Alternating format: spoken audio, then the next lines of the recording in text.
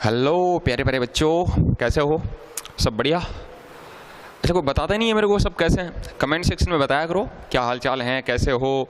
तो देखो, chapter number 3 विद्युत विभव और उसका नेक्स्ट वाला टॉपिक आज अपन ले रहे हैं विद्युत स्थितिज ऊर्जा। किसकी? आवेश की, आवेशों की निकाय की स्थितिज ऊर्जा, विद्युत स्थितिज ऊर्जा। और फिर हम अलग अलग आवेशों के लिए, एकल आवेश के लिए, 2 आवेशों के लिए, 3 आवेशों के लिए, और उन सब के लिए हम विद्युत स्थितिज ऊर्जा है वो कैलकुलेट करेंगे। तो सबसे पहले अपन देखें यहाँ पर, तो पहले तो विद्युत स्थितिज ऊर्जा है क्या चीज़। हालांकि पहले आपको बता चुका हूँ विद्युत विभव में भी मैं, और वहाँ पर मैंने आपको बताया था कि मान लो ये कोई भी हमारे पास एक धनावेशित ऑब्जेक्ट है, ठीक है, पॉजिटिव चार्ज वाला ऑब्जेक्ट है। ये क्या उत्पन्न करेगा अपने चारों ओर? विद्युत क्षेत्र। ऐसे ऐसे इसमें से विद्युत क्षेत्र रेखाएं हैं वो निकलेंगी। अब यहां मान लो अनंत है, एक बार उसको छोड़ दें, अनंत को छोड़ दें, मैं यहां पर कोई एक दूसरा आवेश रखूं, क्यों? तो आपको बताया था कि अभी इस आवेश के पास क्या आ गई? खुद की ऊर्जा है।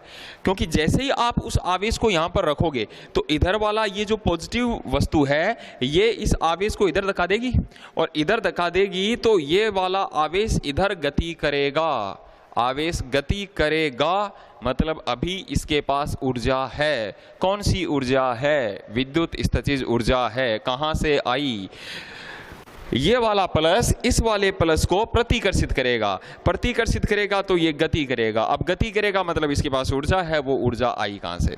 तो सेम वही चीज यहां मान लीजिए अनंत है, उस अनंत से इस वाले प्लस क्यू आवेश को मैं यहां तक लाया, तो इधर प्लस है, एक प्लस क्यू आवेश को मैं इधर ला रहा हूं, तो प्लस के पास प्लस को हम लेकर जा रहे हैं, क्या होगा? प्रतिकर्षण। और प्रतिकर्षण होगा तो जोर आएगा। जोर आएगा मतलब हमारी ऊर्जा की हानि होगी, और हमारी जितनी ऊर्जा की हानि होगी वो सारी ऊर्जा किसको मिल जाएगी? इस वाले आवेश को मिल जाएगी। वही चुंबक वाली बात कि अगर आप 2 चुंबक लेते हो, एक चुंबक का N दूसरे चुंबक के N के पास लेकर जाते हो, जोर आता है ना, एक का N दूसरे के N के पास लेकर जाएंगे तो जोर आएगा। जोर आएगा मतलब ये हुआ कि उन दोनों को आपस में टच करवाएंगे, तो दोनों को आपस में टच करवाने पर हमें प्रतिकर्षण के विरुद्ध कार्य करना पड़ेगा, और हमारे द्वारा प्रतिकर्षण के विरुद्ध किया गया कार्य ही उस चुंबक की स्थितिज ऊर्जा के रूप में कन्वर्ट हो जाएगा। वही चीज यहाँ किसके लिए हो रही है? आवेश के लिए हो रही है कि हम अनंत से किसी आवेश को यहां तक लेके आएंगे, तो ऐसी स्थिति में प्लस और प्लस में क्या होगा? प्रतिकर्षण, और उस प्रतिकर्षण के विरुद्ध किया गया कार्य उस आवेश की स्थितिज ऊर्जा के रूप में संचित होता है। तो देखो किस तरीके से, सबसे पहले अपन देखें परिभाषा। तो विद्युत स्थितिज ऊर्जा की परिभाषा, किसी आवेश को अनंत से विद्युत क्षेत्र में एक निश्चित बिंदु तक लाने में विद्युत क्षेत्र के विरुद्ध किया गया कार्य उस आवेश की स्थितिज ऊर्जा के रूप में संचित होता है। यहां बात कर लें ऐसा ही मात्रक की ऊर्जा, तो मात्रक जूल, तो ऐसा ही मात्रक तो हो गया उसका जूल। और दूसरा मात्रक, क्योंकि ये थोड़ी सी एनर्जी थोड़ी सी कम होती है तो इसलिए इसका दूसरा मात्रक है वो है इलेक्ट्रॉन वोल्ट। वर्ड आया इलेक्ट्रॉन वोल्ट, नाम से क्या पता लगा? वोल्ट आ रहा है लास्ट में। अपने को ये लगता है कि ये विभव का मात्रक है, तो थोड़ा सा कंफ्यूजिंग है, हमेशा याद रखना इलेक्ट्रॉन वोल्ट मात्रक है किसका? ऊर्जा का, वो ऊर्जा का मात्रक होता है। और जब न्यूमेरिकल वगैरह हम सोल्व करते हैं तो इलेक्ट्रॉन वोल्ट को हमें बदलना पड़ता है जूल में। सिंपल सा फंडा है, जब इसको जूल में बदलना होता है तो इसका मान रख दिया करो, बस अपने आप जूल में बदल जाएगा। इट मीन्स 1 EV, एक electron volt is equals to 1 E की जगह 1.6 × 10⁻⁻19 coulomb. 1 KeV, kilo electron volt, 1 K की जगह 10⁻³ इलेक्ट्रॉन वोल्ट, 1.6 × 10⁻⁻19 जूल, सॉरी ये जूल में। 1 mega electron volt, 1 mega 10⁶ × 1.6 × 10⁻⁻19 joule. तो इस तरीके से इलेक्ट्रॉन वोल्ट है वो किस में कन्वर्ट हो जाता है? जूल में कन्वर्ट हो जाता है, तो इनका ध्यान रखना। अब हम अलग अलग निकायों की क्या कैलकुलेट करेंगे? स्थितिज ऊर्जा है वो कैलकुलेट करेंगे। तो नेक्स्ट हम ले रहे हैं बाह्य विद्युत क्षेत्र की अनुपस्थिति में आवेशों के निकाय की स्थितिज ऊर्जा।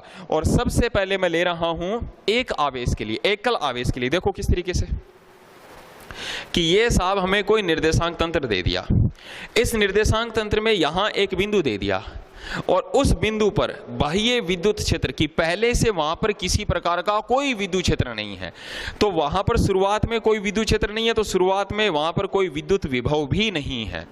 ये वो पॉइंट ले रहा हूं जहां पर ई भी 0 है, वी भी 0 है।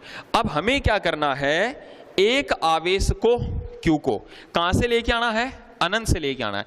तो अनंत से किसी परीक्षण आवेश Q को एक ऐसी जगह पर लेकर जा रहा हूं जहां पहले से विभव का मान कितना है, 0 है। तो इस आवेश को यहां से यहां तक लाने में कितना कार्य होगा, वो कार्य अपने को कैलकुलेट करना है, और वही किया गया कार्य किस में बदल जाएगा, उसकी स्थितिज ऊर्जा में। तो देखो क्या लिखेंगे इसको, अनंत से किसी आवेश Q को विद्युत रहित क्षेत्र में लाने में विद्युत क्षेत्र के विरुद्ध किया गया कार्य कितना कार्य हुआ, 0। अनंत से ला रहे हैं, अनंत पर विभव का मान कितना, 0। जहां लेकर जा रहे हैं वहां भी विभव कितना, शुरुआत में 0, तो दोनों के मध्य विभवांतर कितना, 0। और अगर विभवांतर VB माइनस VA बराबर WAB अपॉन Q0, ये तो विभवांतर का फॉर्मूला, ये भी 0, ये भी 0, तो ये भी तो 0, तो कार्य भी कितना हो जाएगा, 0। तो किया गया कार्य कितना हो गया, 0। और हमारे द्वारा किया गया कार्य उस आवेश की स्थितिज ऊर्जा में बदलेगा, तो उस आवेश की स्थितिज ऊर्जा का मान विद्युत क्षेत्र की अनुपस्थिति में कितना हो गया, 0। बट अगर मान लो यहां पहले से विभव होता और कितना होता, V होता। अब मैं ये भी बता देता हूं, ये तो मैंने बताया विद्युत क्षेत्र की अनुपस्थिति में। अब उपस्थिति वाला देखना, विद्युत क्षेत्र की उपस्थिति में, कि अगर मान लो वहां पर उपस्थिति होती पहले से, वहां पर विद्युत विभव होता, तो उस स्थिति में क्या होता। तो सेम यही चीज, अनंत से Q आवेश को विद्युत विभव V वाले बिंदु तक लाने में कितना कार्य होता।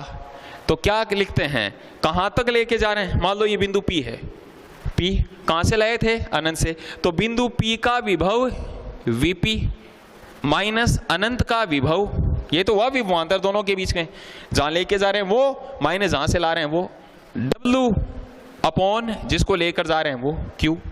तो VP, P पर विभव कितना है, V अनंत का मान कितना, 0। तो फिर उस आवेश को लाने में कितना कार्य हुआ, W = QV। और यही कार्य किस में बदल जाएगा, उसकी स्थितिज ऊर्जा में। तो याद रखना, अगर एक आवेश Q को विद्युत रहित क्षेत्र में लाएंगे तब तो किया गया कार्य कितना हो गया बच्चों, 0। लेकिन अगर वहां पर पहले से विभव उपस्थित है, V उपस्थित है वहां से, और तब हम अनंत से उस आवेश को V विभव वाले बिंदु तक लेकर जा रहे हैं, उस स्थिति में कितना कार्य करना पड़ेगा, W = QV, क्योंकि ये फॉर्मूला बार बार यूज आएगा। तो एकल आवेश की तो बात हो गई, एकल आवेश वाला तो अपन ऐसे कर लेंगे नॉर्मल सा, अगर विद्युत क्षेत्र वहां पे नहीं है पहले से तब तो 0, और अगर वहां पर पहले से विद्युत क्षेत्र है तो W = कितना हो जाएगा, QV। अब देखो मैन है सेकंड वाला, 2 आवेशों की बता देता हूं। तो अब हम बात कर लेते हैं 2 आवेशों की। तो नेक्स्ट, 2 आवेशों के निकाय की स्थितिज ऊर्जा कितनी होगी। अब इस स्थिति में देखें तो ये दे दिया हमें कोई निर्देशांक तंत्र, और इस निर्देशांक तंत्र में एक बिंदु तो यहां है, बिंदु A, पहले इसी की बात कर लें। यानी अब हम 2 आवेशों के लेके आएंगे, एक तो Q1 को लाएंगे और एक हम Q2 को लेकर आएंगे, और उन दोनों को लाने में कितना कार्य हुआ, एक एक करके लाना है, दोनों को एक साथ नहीं लाएंगे, उन दोनों को लाने में कितना कार्य हुआ वो कार्य अपने को कैलकुलेट करना है, और वही कार्य उनकी स्थितिज ऊर्जा के रूप में संचित हो जाएगा। तो देखो 2 के लिए, तो जब 2 आवेशों की बात करें, सबसे पहले Q1 को लाएंगे, तो Q1 को कहां से ला रहे हैं हम? अनंत से ला रहे हैं। कहां तक ले जाएंगे? बिंदु A तक। बिंदु A का जो स्थिति सदिश है या ये दूरी है वो कितनी दे दी अपने को? R1 दे दी है। अब ऊर्जा की बात करें तो ऊर्जा अदिश है तो यहाँ वेक्टर वगैरह में कुछ लेना, इसका जो स्थिति सदिश है वो है अपने को R1, वेक्टर में ले लें तो R1 वेक्टर। अनंत से एक आवेश है Q1 और उस Q1 आवेश को अनंत से विद्युत रहित क्षेत्र में लेके आ रहे हैं। पहले अपन अनंत से किसी आवेश Q1 को विद्युत रहित क्षेत्र में लाने में विद्युत क्षेत्र के विरुद्ध किया गया कार्य W1 बराबर 0। पहले आवेश को अनंत से बिंदु A तक लाने में हमें कितना कार्य करना पड़ेगा? 0। अब दूसरे आवेश को यहां लेकर आएंगे बिंदु B पर, और दूसरा आवेश क्या है अपने पास? Q2 है। तो उस दूसरे आवेश को यहां तक लाने में कितना कार्य करना पड़ेगा? अब देखो इस बार 0 नहीं होगा। क्यों नहीं होगा? क्योंकि Q2 को लाने से पहले हम किसको ला चुके हैं? यहां पर Q1 को ला चुके हैं। तो Q1 अपने चारों ओर क्या उत्पन्न करेगा? विद्युत क्षेत्र।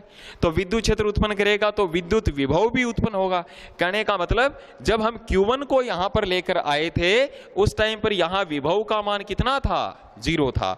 लेकिन अब जब Q2 को बिंदु B तक अनंत से ला रहे हैं, अनंत से Q2 आवेश को जब बिंदु B तक लाएंगे तो इस बार यहां विभव शून्य नहीं है, यहां पहले से विभव है। किसके कारण? Q1 के कारण। इसलिए इस बार किया गया कार्य 0 नहीं हो सकता। इस बार कुछ ना कुछ कार्य तो इसको यहां से यहां तक लाने में करना पड़ेगा। बिंदु B का जो स्थिति सदिश है वो मैं ले लेता हूं R2 वेक्टर। तो पहले तो एक काम करें, इन दोनों के बीच की दूरी, A और B के बीच की दूरी, इसको हटा देंगे, इसको कोई मतलब नहीं है। इन दोनों के बीच की दूरी को मैंने मान लिया कितनी है? R12 है। तो पहले B पर विभव निकाल लो। किसके कारण? आवेश Q1 के कारण R12 दूरी पर स्थित बिंदु B पर विभव। आवेश Q1 से R12 दूरी पर स्थित बिंदु B पर विभव, और वो विभव V1 नाम दे दूं, कितना हो जाएगा? Q1 आवेश से R12 दूरी पर विभव कितना हो गया? KQ1 upon R12। समीकरण नंबर 1। अब ले आओ Q2 को। आवेश Q2 को अनंत से कहां? बिंदु B तक लाने में कार्य। तो Q2 को अनंत से बिंदु B तक लाने में कितना कार्य होगा? W2। W बराबर QV, जब विभव उपस्थित होता है तो W बराबर QV। अब देखना यहाँ पे कौन से आवेश को ला रहे हैं? Q2 को। Q1 को तो पहले ला ही चुके हैं, Q1 को लाने में तो 0 हुआ था। Q2 को ला रहे हैं तो W2। विभव कितना है? V1। किस आवेश को ला रहे हो? Q2 को। तो W2 बराबर कितना हो गया? Q2 into V1। ये V1 का मान रख दो यहाँ पे।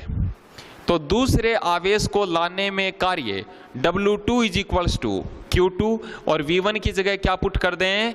KQ1 upon R12। अतः दूसरे आवेश को लाने में कार्य W2 is equals to KQ1 Q2 upon R12। उस दूसरे आवेश को लाने में हमें इतना कार्य करना पड़ेगा, W2 is equals to KQ1 Q2 by R12।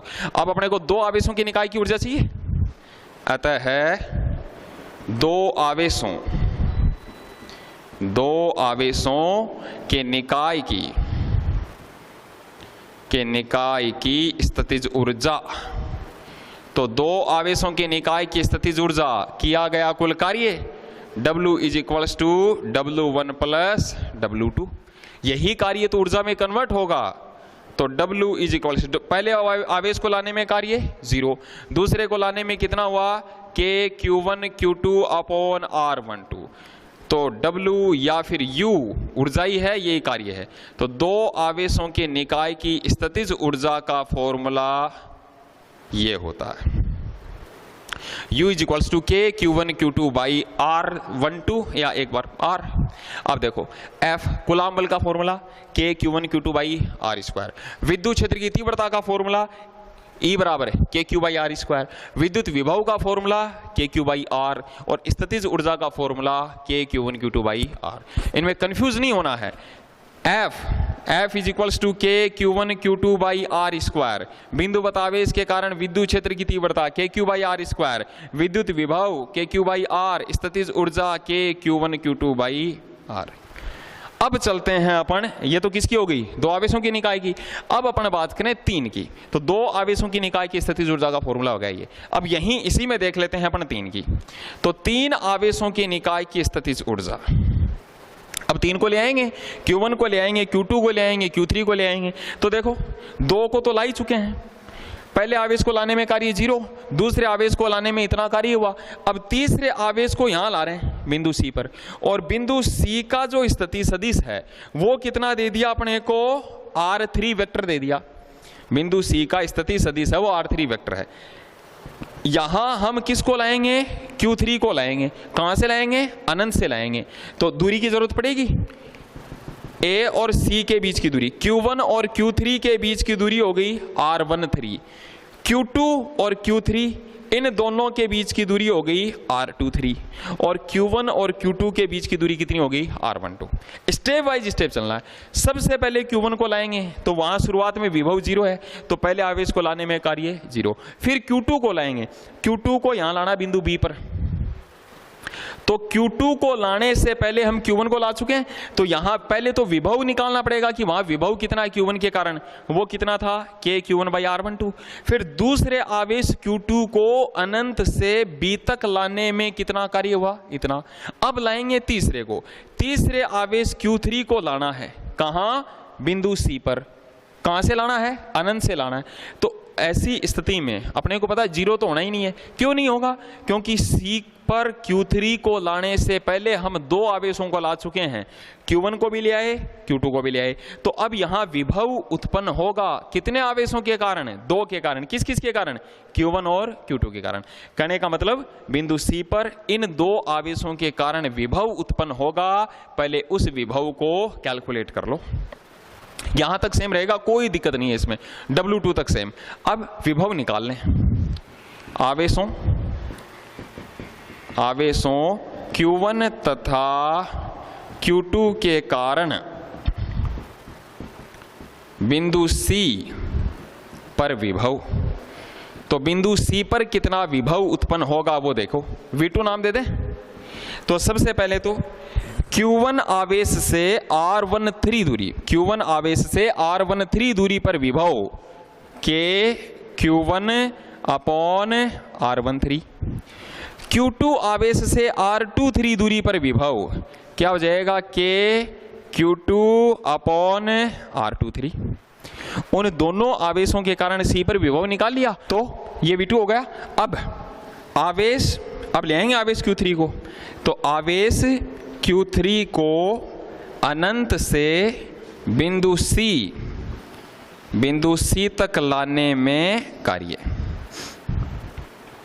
तो तीसरे आवेश Q3 को लाने में कार्य कितना हो जाएगा, किससे डिनोट कर दें, W3 से। W इज इक्वल्स टू क्या होता है, QV। तो Q3 इंटू V2।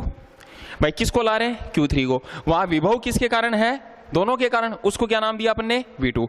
ये V2 की वैल्यू रख दो। तो W3 इज इक्वल्स टू क्या हो जाएगा, Q3, और V2 की जगह क्या रख देंगे, के Q1 अपॉन R13 प्लस के Q2 अपॉन R23।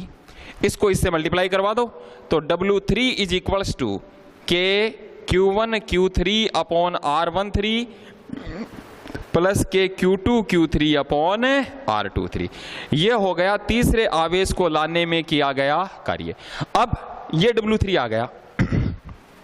अतः है तीन आवेशों की निकाय की स्थितिज ऊर्जा W क्या हो जाएगा, W1 plus W2 plus W3।